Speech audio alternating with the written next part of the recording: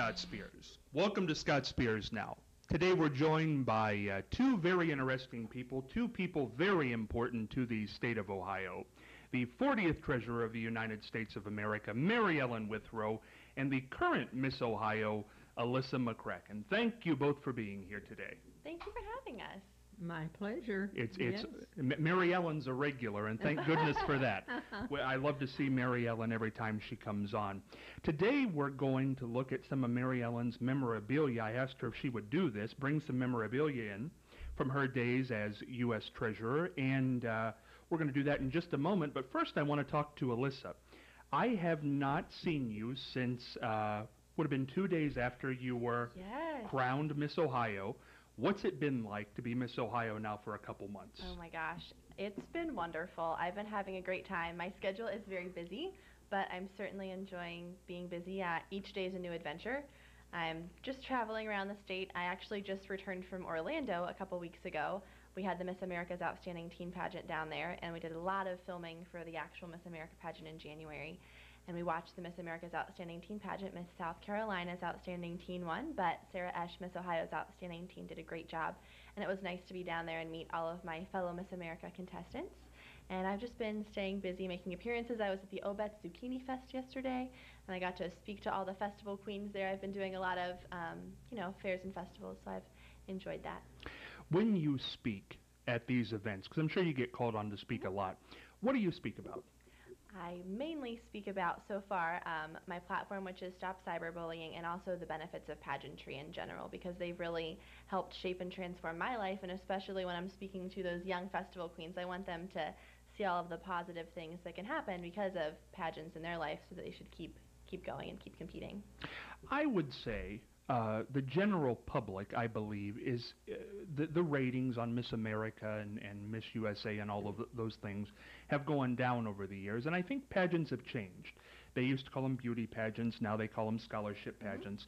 In your mind, what has changed? What is the difference between the old beauty pageant and the scholarship pageant? That's a great question, and actually Miss America has been at its highest rating in like the past 10 years this past year. So they're really boosting their ratings, and I think what's kind of happened with the pageants, at least in my opinion, is Miss America, the girl, has become less real and just seems perfect and unattainable. And so as Miss Ohio, what I'm trying to do is just be very real and relatable. My life isn't perfect. I'm nowhere near perfect, but I think that gives the young girls a good role model to look up to, and it proves that maybe you're not perfect, but you can still achieve these vast goals that you have. For somebody who looks at you, sees you today in the crown looking great, they say, well, her life's not as bad as mine. Her life is perfect. What's not perfect about you? What would you say are your hang-ups in life? I think a lot of it stemmed from my cyberbullying in middle school. I was cyberbullied. It was a very devastating experience for me to go through. It ruined my self-confidence and my self-esteem, and that's something that I still struggle with today. I mean, of course, you have to have a certain level of confidence to put yourself out on stage and be judged and things like that, but there are still days when I don't maybe feel as pretty as I should, or I second-guess things, because it was a really hard thing for me to go through. And I think then some of my flaws are I don't always look perfect. I sweat a lot in the heat. People are always like, it's so hot out here, you're not sweating. Oh, yes, I am. I might just hide it well. But there are times when, in situations, I don't know exactly what to do, and I'm not perfect, but that's okay. Well, that's exactly right. Now, I want to touch on this cyberbullying. We talked about this when I had you on the radio back in June, I believe it was. But for people who don't understand that term or get it, what is it and what happened to you? Cyberbullying? Cyberbullying. It is basically just bullying via the internet or through technology. I experienced it through MySpace and instant messaging the most, but now it's constantly through Facebook, Twitter, texting, all types of different technology. And the beauty and the horror of the internet and technology is that you have the ability to be anonymous. And with me, I was cyberbullied through instant messaging, and I didn't know who it was because their screen names were made out so that I couldn't place their identity. So it was very scary, and it was a hard thing to go through, and I was really just ashamed that it was happening to me, and I didn't know what to do about it. I felt depressed, scared, alone, And so I just read what they wrote to me. I would never respond because I never knew what to say. I didn't know how to deal with the situation. But then finally I opened up and told my mom, and she was able to help me. And now, looking back on those experiences, I'm fortunate that I went through them, because now I can share my story with others and teach them how to respond and what to do in those situations so they don't have to suffer like I did. What kind of things were done, without going too deep into it, but I'm sure you've had to explain it before? What happened exactly? They got on the instant messenger. What did they do? I just received very rude messages. Like, you're ugly, worthless, stupid, all sorts of things. And they were so consistent. And I think when we all go through those awkward stages in our middle school years, and you already don't have much self-confidence, and when someone is constantly throwing these rude messages at you, it doesn't really help much. So it was really hard to go through that. But like I said, I'm glad I can at least tell about what to do now. What should you do? My three-step method that I explain is stop, block, and tell. If you feel that you are being bullied online, first stop communicating with the bully. Don't tell them you're going to stop, just do it. Block them. With technology now, there's always a way to block the person or get their number blocked if they're texting you, and then tell someone, tell an adult. That's really the most vital step, and many people are scared to tell someone, but that's so important, and I didn't tell someone. That was my big mistake. And so I tell the students that I talk to, tell someone, and if you're scared to go tell an adult, get your best friend and have them go with you to tell an adult, because they'll know what to do and they'll know how to intervene. This may seem like a strange question, but I guess when I was in high school and middle school, computers were not there as much as they are now. When somebody cyberbullies you, isn't it just between you and them? I mean, can anybody else see it, really?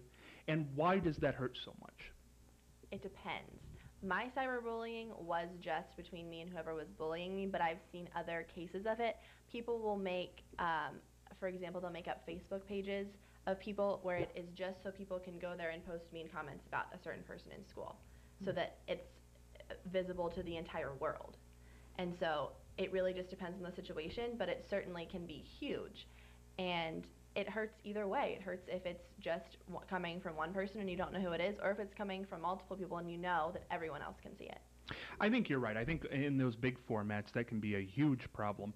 But I guess to me it would seem like somebody sending a letter. You don't know who it is. You don't know why they're doing it. You don't know why they're saying it. Nobody else really sees it. Why is it so impactful? It's just so impactful because someone's attacking who you are and how you look as a person, and they're attacking everything about you. And especially for me in those years when I was 13, 14, and didn't really have a lot of friends or wasn't very confident, and I was very awkward, just hearing those things just really hurt and really just made me feel even worse about myself. Stop, block, and tell. Stop, block, and tell. Very good. Very good. I have a question. Yes. Did you ever find out who did it? I did not. After I finally opened up to my mom and told her, we kind of decided to just let it go and try to get over it and get over what happened. It would have been interesting to know who it was, but I've kind of moved on from knowing who it was, and a lot of kids that I speak with, they ask me questions. The question and answer part's always my favorite because they kind of ask the craziest things sometimes, but they're like, well, would you ever be friends with your bullies again? And I say, well, no, I wouldn't be friends with them, but I would forgive them. But I don't want to be friends with someone that treated me like that. So. I think forgiveness is the key in a lot of things. I agree. Mary Ellen, I think you're kind of with me here in that, when we were in school, there was no cyberbullying, really. What do you make of something? No, there wasn't. Yeah. But I just got a hate letter the other day. Oh, really? Yes, from my being involved in politics.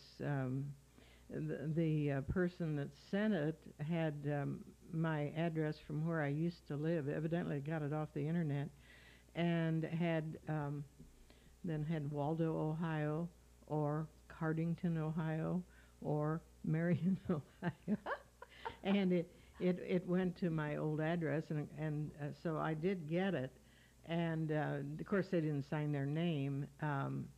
And it was a very nasty letter. And of course I've gotten other letters too when I was in office, but I was a little surprised at this one.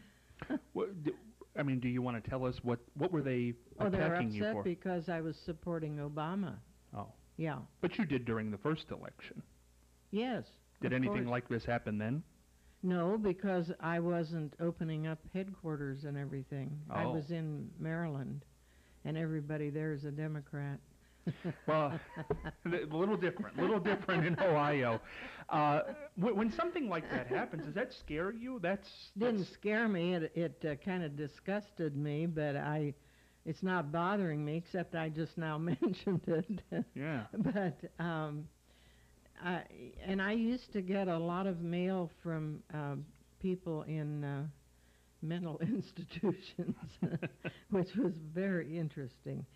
This one person would write to me every week, religiously, and was pretty knowledgeable about what they were talking about. Anyway, yeah, it's interesting what comes over the internet or through the mail, and yes, we have all sorts of things that we deal with in life when people don't agree with you, you know. Mm-hmm. When you open something like that, or an email, when you open something like that, does it hurt? Does it bother? Does it impact in any sort of way? Because I think that's probably the point they're trying to make. Yes, it is. Yeah. What I was trying to figure out was if it was a man or a woman. And I don't know that it would matter, but I just wanted to know. And I think it was a woman's handwriting. But believe me, she went through everything that she disagreed with. She had it all. It was a sheet of paper that was on both sides, solid things that she didn't agree with. Well, you know, I didn't know people still wrote letters, so that's a Well, nice thing. she, you know, I thought, well, this person felt very strongly about this, and I thought it's such a shame because she doesn't understand a lot of what she's saying. I'm afraid people are too gullible in what's being said on some of the programs. Yeah. We talked before we went on the air. You have been opening up, obviously, Democratic headquarters throughout Ohio, and gave a speech recently here in Marion last Thursday night. How involved and important do you feel this election is? Are you more involved in this one maybe because you're back in Ohio, or maybe because it looks like it might be close than you have been in past years? Well, I don't know that I'm more involved. It's just that I'm back home, and it seems, I guess it seems closer to me. I didn't get involved in the campaigns when I was in Maryland. As I said, it didn't seem like it was, and I just didn't get involved politically in Maryland. But coming back home, everybody knows what I've done and where I've been, and so, and the reason I'm involved is because I think it is very important, because I see the country and hope that we don't go back to where we were. Living through the Bush years was hard on everybody. And so anyway, I'm getting very political on your show here, but I can't help it. That's the way I am. And that's the way it is. You know, I think if people are honest in what they say, everybody should be given the forum to say it. All right. I agree. There we go. Okay. Now, Mary Ellen, let's take a look at some of that Yes, well, memorabilia that you I brought brought along. something for you to look at. Oh, here. great. Yeah, if I get it right side up, yeah. This was done in San Francisco at a coin show. And what they would do, the Bureau of Engraving and Printing, they are the people, you know, that print our money. They would take a spider press, which is an antique press, and it's very big. I mean, getting it there would be a problem, I would think. But anyway, they would take this spider press, and they would take some engravings that we had at the Bureau of Engraving and Printing, and there's many engravings there. You can go through whole notebooks of engravings that go way back. And at that time, we were still doing postage stamps, so there's 2 postage stamps on there, and then some other figure that I don't know who it is. But This was done on silk in 1997. And the reason I liked it so well is because it was done on silk, which I thought made it special. And that was something that they hadn't been doing before. It was a new venture for them. And the things that they can create with their presses, the money is the thing they make, but the other things that have been in history are just fascinating. So anyway, that's what I brought. That's very interesting, and again, I want to mention to the people, because if they don't know, they certainly should, that every third Sunday at Primrose, they have there's a whole room with a lot of the great things you've collected over the years. Yes. I don't know if we're going to continue on the third Sunday, but we can say that until I figure out otherwise, because we haven't discussed this at Primrose. I just finished my third Sunday, my third month, and we had a good crowd, and everyone seems to enjoy it, so it's fun. I think it would be. Yeah. We're going to take a quick commercial break. We're going to come back with Miss Ohio 2012, Elissa McCracken, 40th Treasurer of the United States, Mary Ellen Withrow, and talk about some things that have been going on in the news, some odds and ends. Be back right after this. Are you looking for affordable office space in Marion? The Professional Building, located at 685 Delaware Avenue, is the place for you. For more information, call 740-383-6803. Office space is now available.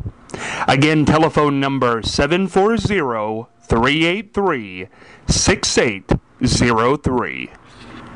Spears back with you here on Scott Spears Now, joined by 40th Treasurer of the United States, Mary Ellen Withrow, and Miss Ohio 2012, Elissa McCracken. Going to get into the current events file now and discuss, I think that's what we should do, discuss what's going on in the world. Political issue, certainly in the news right now, leading up to the November 6th battle in the pivotal swing state of Ohio. A tussle over who is allowed to vote during the 72 hours leading up to Election Day is well underway, involving Obama, Romney, and national military groups. This all started in the summer of 2011 when Republican Governor John Kasich signed a bill that placed new restrictions on early voting and absentee ballots. Democrats, who rely heavily on absentee programs and early votes, fought the law, and in September 2011 submitted enough petition signatures to put it on hold and trigger a direct referendum on the law's future.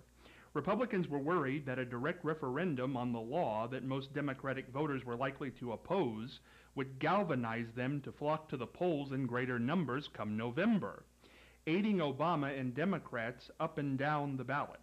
So Kasich signed a bill in May reversing the law. However, the repeal also reaffirmed a change that ended early voting 3 days before Election Day. And Obama has currently sued the state of Ohio because of that, to get that overturned, because they are going to allow military groups who tend to vote Republican, that's just the way it goes, to vote in that prior 3 days, but they will no longer allow regular citizens who are not in the military to vote 72 hours before the election. And that is still in place, and a legal battle is pending with Obama in the state of Ohio. And let's start with Mary Ellen on that one. What do you think? Well, I think it's pretty disgusting, because after all, we should have everybody vote that wants to vote. I don't care how they're voting. And I think it's very disgusting that, and the Secretary of State is involved in this as well, Mr. Houston, that Ohio would be narrow-minded on this. And I have had people monitor voting, and it was the election of let's see, what year was it, where people stood in line for hours and hours in Cleveland and Columbus, and were on their break from their jobs and couldn't stay because they had to get back to their job. And I just think it's going the wrong direction for any government to to take that stand. Well, what I can't figure out, Mary Ellen, is I'm not sure that this is they've turned it into a Democrat-Republican issue, but I'm not sure that it necessarily is. I think it's just a right-to-vote issue, whether you are Democrat or Republican. I think that they have narrowed this down to say that Democrats will benefit if people get to vote 3 days earlier, and Republicans will benefit if the military gets to vote, but nobody else does. I think that's over-analyzing it a bit. I'm sure those facts are true, but was it done with political motivation? If it was, then it should obviously be I'm fixed. sure that it was. Look at Pennsylvania. There's another state where they're having problems of the same type, where they have to have an ID, a picture ID, and you're getting into people that maybe aren't able to get out and get a photo ID and are elderly. It gets into a race issue. It's heavy. It's just not right. But is it that? That's what I wonder. Is it political, or is it a race issue? Or It's political. It's political. Absolutely, Scott. It's political. So this is a move by Republicans Absolutely. to defeat Obama. Well, look who you named there. Well, that's true, Kasich. Yeah, think about it a moment. Well, that's true. I would agree with that fact. I can't believe that all groups wouldn't be together on this one. That Republicans and Democrats would not say, why are we denying people the right to vote? Well, it's the advantage to the Republicans, so why would they say anything? I still hope people know right from wrong. Well, I hope so too. Yeah. I hope they do something about that. And we'll see. We'll Yeah. see, because it's coming up in November. Elissa, what do you think about that? Well, I think that anyone that wants to vote should have the right to vote, but I really don't have much more to say. That's beyond that. fine. You know, we talked about this, and it's been the case with all Miss Ohio, so no big deal here. And we're going to move out of the political realm in a second. But I'm sure there are things as Miss Ohio that you are allowed and not allowed to talk about. Politics, I'm sure, is one they say, you know, it'd be nice if you'd stay away from. Is there anything else they say stay away from? Religion? They never really come out and say don't talk about religion. I think religion is one of those things that you can talk about, but as long as you don't push it on other people. Are you in your off the clock, when you're not Miss Ohio, appearing as Miss Ohio, are you allowed to have an opinion? Yes. Really? Yes. As long as you don't say you're Miss Ohio when you're Miss Ohio. Basically, I can still live like a normal life, still carry on as I normally would as Elissa McCracken, not as Miss Ohio, but I try to refrain from just being controversial. Before this, were you political? Not really. I mean, I'm not that knowledgeable about politics, to be perfectly honest, and I think they just get really ugly, and I think people don't focus on what's right for the country. They focus on what's best for themselves, and that really frustrates me with politics, so I just try to kind of stay out of it. And I think people will do what they do come November, one way or the other. We're going to move away from politics here. Now, this is something I think everybody can have an opinion on. Caitlin Newtbar, the Oklahoma high school valedictorian who was denied her diploma after she used the word hell in her graduation speech, said on Wednesday she has no plans to apologize. I'm still not going to issue an apology because I'm not sorry for that. Newtbar said in an interview on the Today Show, I'm sorry for other things. I'm sorry for the problems that this has caused the school, especially the teachers. I've heard that they've been getting calls from numerous people, and that would be nice if that would stop. Newtbar graduated from Prague High School with a 4.0 grade point average. Her father, David Newtbar, told KFOR-TV, but school administrators told him that Caitlin would have to submit a written apology in order to get her diploma. We went to the office and asked for the diploma, and the principal said, your diploma is right here, but you ain't getting it, the principal said. That's nice, you ain't getting it.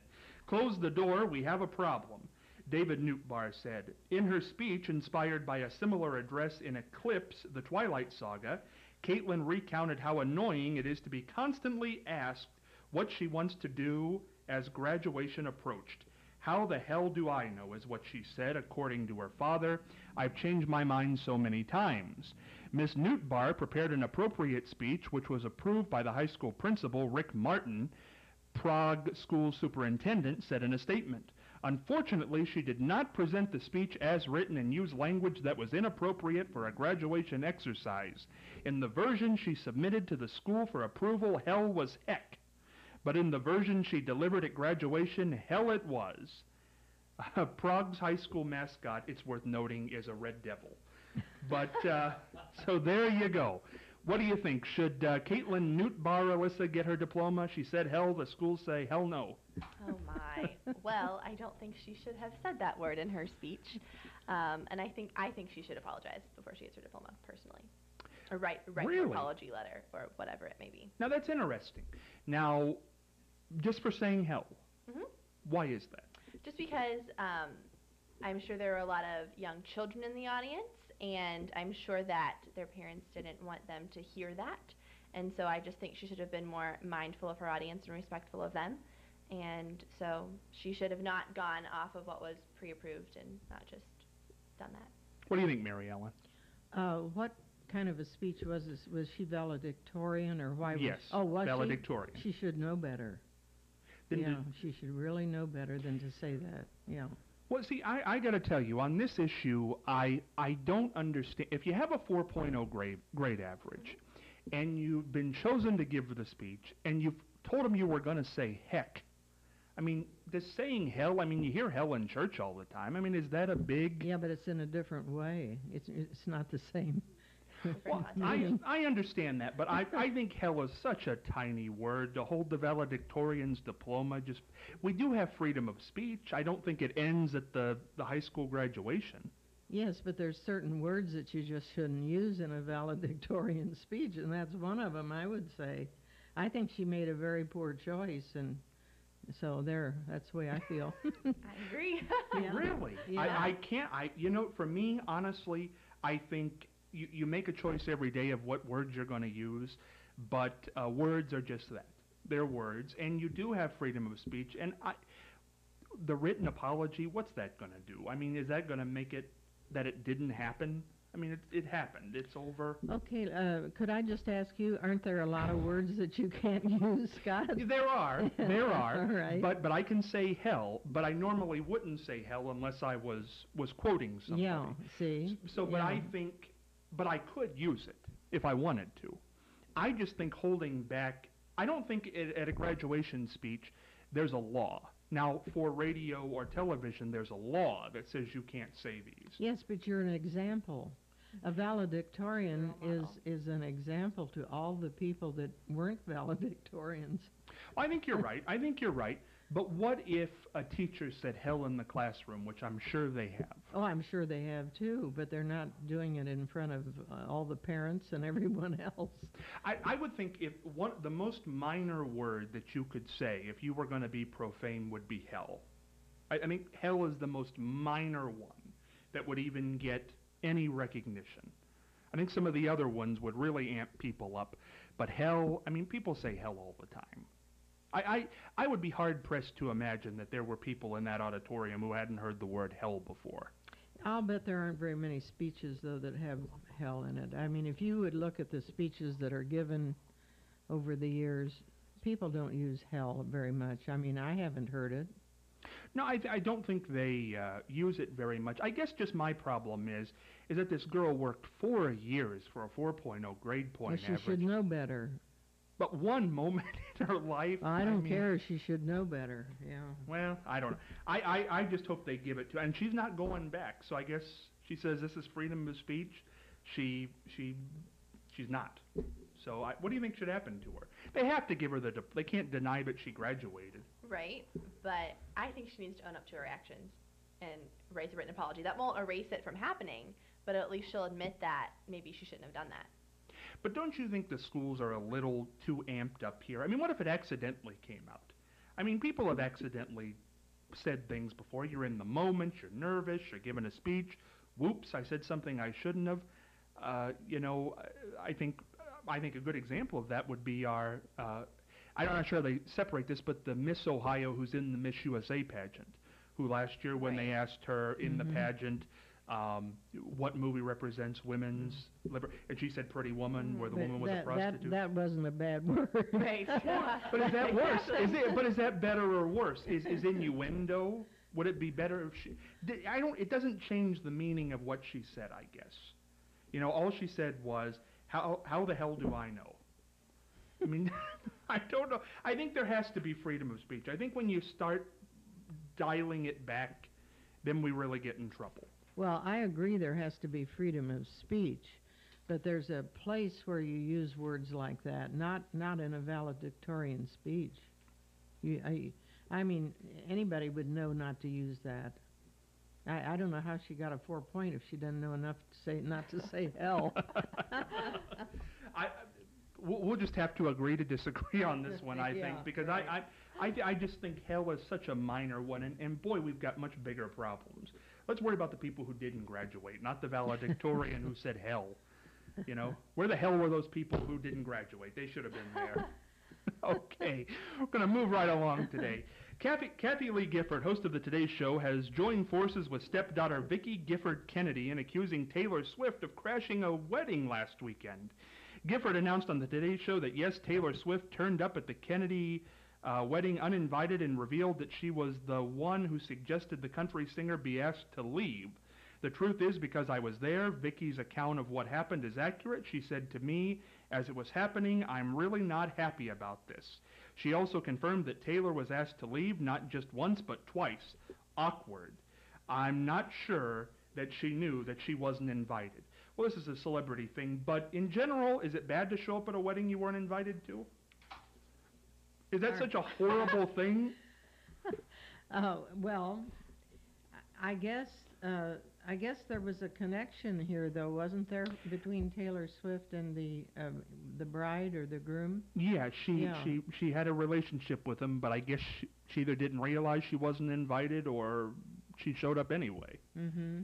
Is that horrible? Well, it depends on how the people that sent out the invitations, which are the parents, how they felt about it. They didn't want her there? Or? Well, I guess they asked her to leave. Well, then she should have left. Yeah. But doesn't that, if she didn't know she wasn't invited, isn't that horrible, though, to make somebody leave? Well, you know whether you're invited or not. Oh, well, okay. So we'll say then that she didn't know she was invited. The fact that she came, I mean, at that point, is it really important to make them leave? Is that important to make a big scene? Well, I wouldn't think, and especially if it's Taylor Swift, I think I'd leave her there. Yeah, I don't. Me too, right? Yeah, I don't understand this. I mean, if you were getting married and somebody came to your wedding who was not invited, would you make it a big deal to send them packing? Well, if it was Taylor Swift, no. Right, I love exactly. her. But what if Taylor Swift said hell in her graduation speech? Would that be okay? Well, would we okay it then? Probably not. You're funny. Because she's even more of a role model then. But, I haven't been to many weddings. I'm not getting married for quite some time, I hope. But I think that your wedding's like your special day, and if someone's there that you don't want there, you should ask them to leave because it's your day. It's your one big day. But here's what I don't understand. If you're the bride or the groom, shouldn't you be more concerned with being married than who's showing up at the wedding? I can't imagine. I'll tell you, this happened to me once, and I'll tell this story without using the words.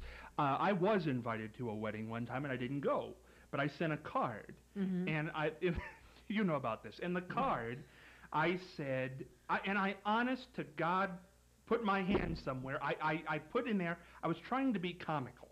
And I said, it was a very nice wedding card. I paid, good money for this card. And I put in there, sorry I can't make it to this wedding. I'll try to make it to the next one. I didn't know. I was trying to be funny. That's what I put in there. Honest to goodness. And that night I got the nastiest call from the father of the bride telling me that I had just upset her horribly when she was opening up her. And I said to myself, on your wedding night, don't you have more important things to be doing than checking out my card and getting so upset? I mean, I think people worry too much. Don't you? Well, yeah, but on your wedding day, I think you're full of emotion, and I think anything bad will just be, blown out of proportion. I would just let it go. I'd say, throw another fish or chicken on the table. I think it'll be fine. Would you kick somebody out, Mary Ellen, on your wedding day? Well, it would depend on who it was, If it was somebody I couldn't stand and they came, just to be difficult, I'd kick them out. But Otherwise, no, I wouldn't bother it. What if Governor Kasich showed up to your wedding? Would that be okay? Scott, you're just trying to get me in trouble now. No. Well, I could tell you some stories, but I'm just not going to. We're going to hold off on that one. Well, I do want to touch on this. I don't think this has anything to do with... Well, this is political in a little bit, but not as bad as anything else. Now, we're going to hold off here for a second. Because the Republican convention is coming up. We should mention that. Yes, there's a hurricane headed that way. Boy, that makes you tear up, doesn't it, Mary Ellen? Let's just say that. Governor Chris Christie, though, is anchoring the event as the keynote speaker, one of the main keynote speakers. He'll speak on Tuesday night, Ryan on Wednesday, and Romney on Thursday. Ann Romney will also speak on Tuesday night. Tomorrow, Monday's events have been postponed because of the hurricane. But Chris Christie is now the big deal in the Republican Party. What do you make of that, Mary Ellen? Oh, I think he's interesting. Yeah, he's very forceful. I'm anxious to hear his speech. Yeah, I think it'll be very interesting. I think it'll be a good speech, yeah. Elissa, what do you think of just conventions in general? Do you pay much attention to them? Do you like them? Do you like Chris Christie? Is he an interesting guy? To be perfectly honest, I don't know who he is. Well, he hasn't hit the mainstream yet. He's the governor of New Jersey. New Jersey. And we don't know much about New Jersey, do we? No, we don't. We keep New Jersey out. What, for you, Elissa, what don't you like to talk about? You as a person. What is is that it? Oh boy, this has been a fun day then, hasn't it? I nailed it right on the head today, didn't I? No, but what do you really feel about that girl who said hell? That's okay, isn't it? No. Why is that so bad? Well, I look at it... I'm going to wrap up the show with this. I'm really stuck on this girl who said hell. Being a pageant girl and being Miss Ohio, I know that I'm a role model, and her being valedictorian, she's a role model to other people, and she should know better, and she shouldn't have done that. Right, but I guess I'm talking about the severity of the word hell. I mean, aren't there worse things to say in graduation Certainly, speeches? there are worse things she could have said, but it was still bad. It still doesn't cover up the fact that what she said shouldn't have been said. Is there any fact to the idea that when she presented the speech, heck was okay, but hell's not? Is there a whole lot of difference there? Yeah. Yeah. Really? Yes. Between heck and hell? Absolutely, yes. Well, now, what's the big difference between heck and hell? It's just the implication of the word. I mean, it's just not the thing to say. Well, I think I agree with you that she probably shouldn't have said it. But I guess what I'm saying is this really a good enough reason to hold her diploma? The valedictorian, the person you've heaped praise on. I mean, is that how we go in this country? I don't think we can say freedom of speech and then impose consequences on people. I mean, is the only consequence we don't send you to jail? Because this seems like a consequence. Well, freedom of speech, this isn't about freedom of speech as far as I'm concerned. It's just a thing about a choice of words, a word that's not acceptable. Evidently, the superintendent decided this. I don't know. Did she submitted this copy of this to somebody before and had heck in it? Is that the way I should understand that? Right. And she changed it in the moment. Well, then she should apologize and. Well, I just my worry is this, and I just feel this as media or as a United States citizen. We don't need to protect speech that is popular, because popular speech nobody objects to. The speech you have to protect is the unpopular speech, and obviously this was unpopular. Nobody needs to, if she would have said heck, nobody would have cared, everybody would have went on, no big deal. That's freedom of speech, that's popular speech, nobody needs to protest that. She said hell, okay, some people are angry about it, but that's when you protest. That's when you say, I may not like what she said, but I defend her right to say it because that's what we do. I mean, isn't that, I mean, I don't like any time a penalty is laid on speech. And that's all it is speech. She didn't call anybody a name. She didn't send anybody out in a group. I mean, there are a lot of horrible things you can do with regular language without any profanity that will make people look terrible. You know, I think a lot of it has to do with the area and whether it's a religious area or I don't know this area. It was Colorado? Where was it? Yes. Colorado? Yes. Some of Colorado is pretty radical. Colorado Springs. Wait, Oklahoma. Oh, it's Oklahoma. Oklahoma, excuse me. Well, you see, you have to know the territory. The superintendent has to know the people. And maybe he's responding to how he should react to this in response to the people. So who knows? Who knows? Yeah. All I know is I hope, and this is my opinion on this, I hope that they just give it to her and it would go away. We wouldn't even be talking about it if they hadn't put up this stink. It would have just been done. You know, how many people, now we all know she said hell. The whole world knows That's right. she said it now. Yeah, well, You know? Anybody that watches this show is going to know. That's it. Everybody who watches, and everybody who watched the Today Show that morning's going to know she said hell, and you can't get rid of that now. If they had just given her the diploma, only the 300 people in that room would have known that she said it, and that would have been it. Then you have to think about what is the next valedictorian speech going to be? What are they going to put into their speech if it goes unchecked? Well, I don't think it should go unchecked. I just think you have to evaluate these things on a case-by-case level. And I think we maybe don't fight our battles over hell. Maybe we fight our battles over big words.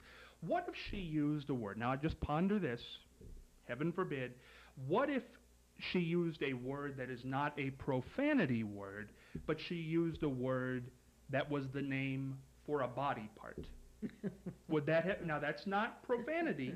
No. But Now would that have been okay? It wouldn't have been good. No. It wouldn't have been good. So see, there we go again. It's all perception and who's listening. Right. You know, who was it not too long? Barbara Walters was trying to say a word on the air for a body part, and they wouldn't let her say it. They said, you can't say. She said, well, what am I supposed to say? You know, what?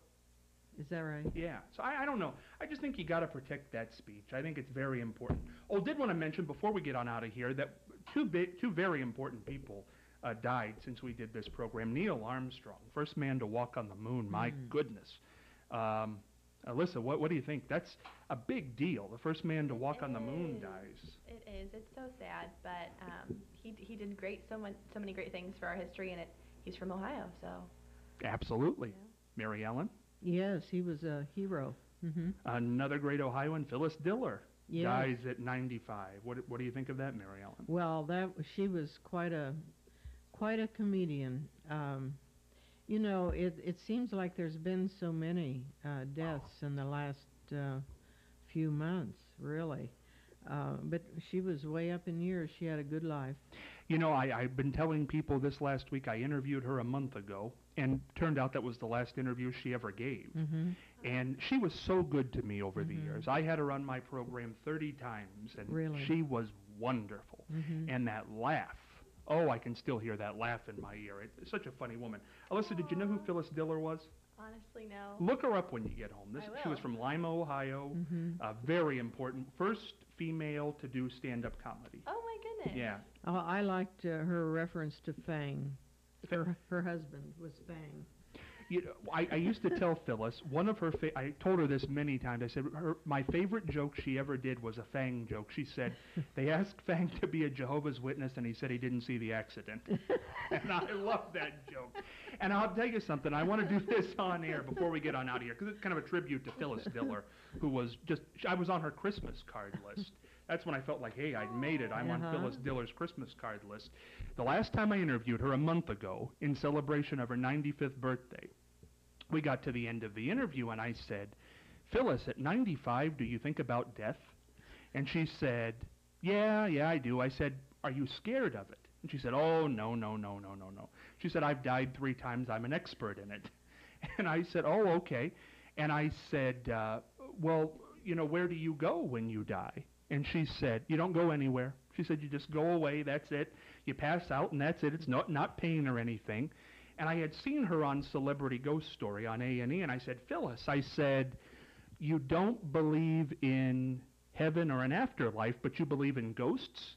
And she says, well, for the money they paid me, I temporarily did.